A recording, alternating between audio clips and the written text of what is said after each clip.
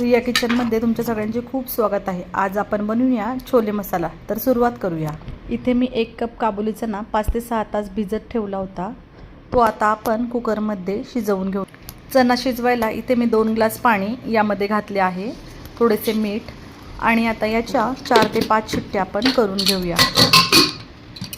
इथे मी 3 मोठे कांदे, 2 टोमॅटो, 1 लसूण पाकळी, थोडा आल्याचा तुकडा आणि मिरची आहे। तर आपण हे वेगवेगळे वाटण करून घेऊया। इथे आपण कढई तापत ठेवली आहे। 2 पळी एवढे तेल आपण घालून घेऊया।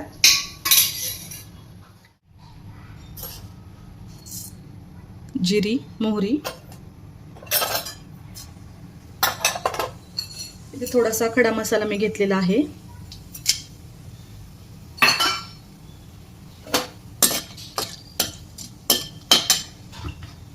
मग असे जे कांदे आपण चिरून घेतले होते ते आपण बारीक पेस्ट करून घेतलेले आहे।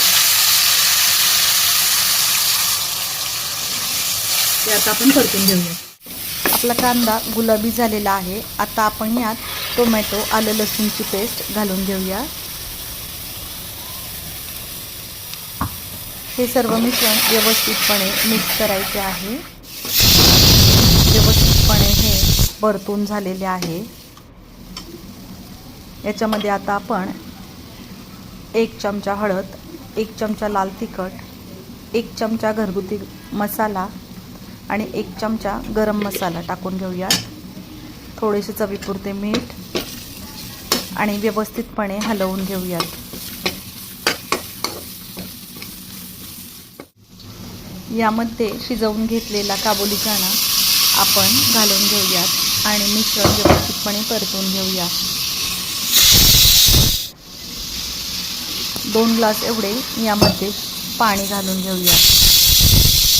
व्यवस्थितपणे हलवून घेऊया आणि एक 10-15 मिनिटं उकळी घेऊयात।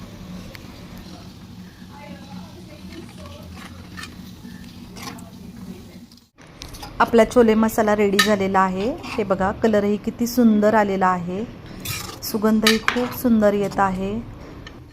याबरोबर तुम्ही पुरी, भटोरे काहीही सर्व करू शकता।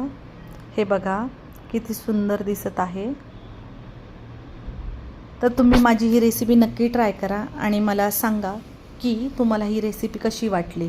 तोपर्यंत बाय।